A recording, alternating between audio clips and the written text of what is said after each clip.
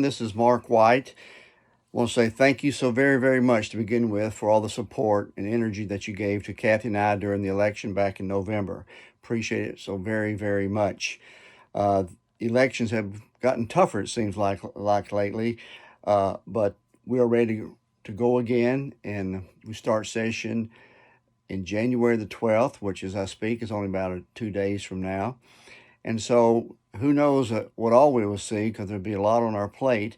But as we go back into session on the 12th, then the governor has called a special session of education, January the 18th. And having been the chairman of the House Education Committee for the past 7 years, I'm very interested in seeing exactly what comes out of the special session.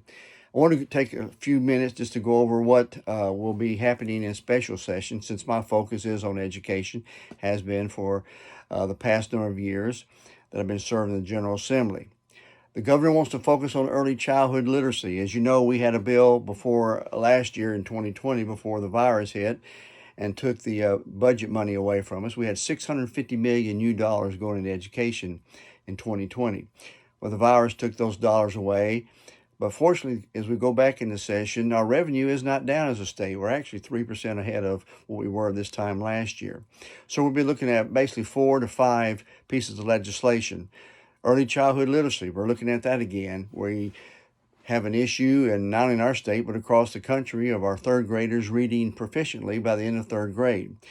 So we have a bill to look at early childhood literacy, which is based upon the phonemic awareness or phonic fluency, vocabulary, comprehension for our K through third graders.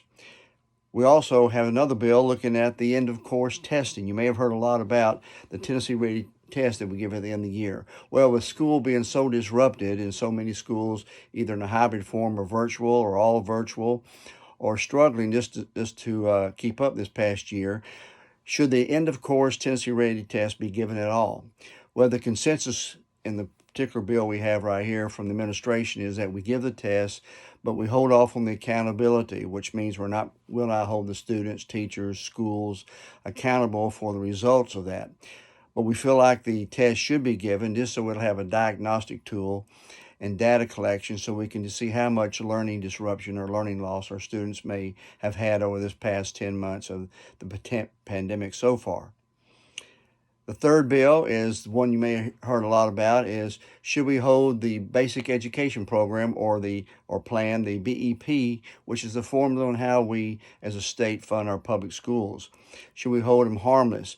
As you know, the BEP funding is based upon the ADM, or the average daily maintenance of the student enrollment in each of our LEAs. With virtual and so many students having maybe gone from public to private or to charter or just moved, some of the communities' enrollment or LEAs may be down. So they asked us we would hold them harmless in the 2021-2022 school year and fund the student enrollment the same it was in 2020-2021. That is something we'll be looking at in the special session. Then fourthly, we are looking at a learning loss or a learning disruption bill. As you know, in Shelby County, our schools, our students, 100,000 students have not gone back to school yet at all. They've been 100% virtual. Some of our LEAs are hybrid, half virtual, half enrollment.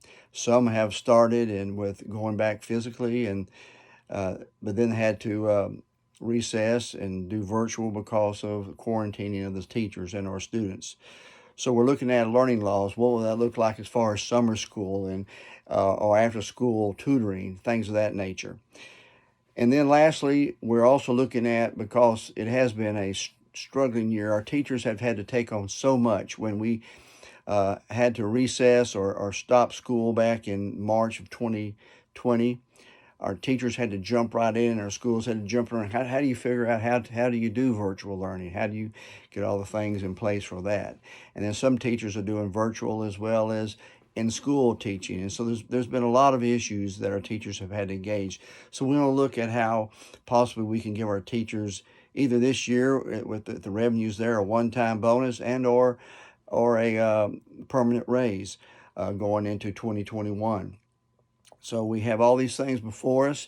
That will be our special session. Then after special session, we get into our regular year of the normal bills. There's a lot on our plate, a lot before us. My biggest prayer is that we get to stay in session once we start and not have to recess due to the virus.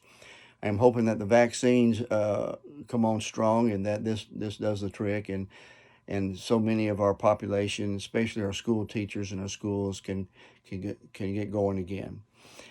But as we start, hopefully things open up where RWOP can come back to Nashville. All the members, we would love to see everyone up there every year and encourage us and to find out what's going on.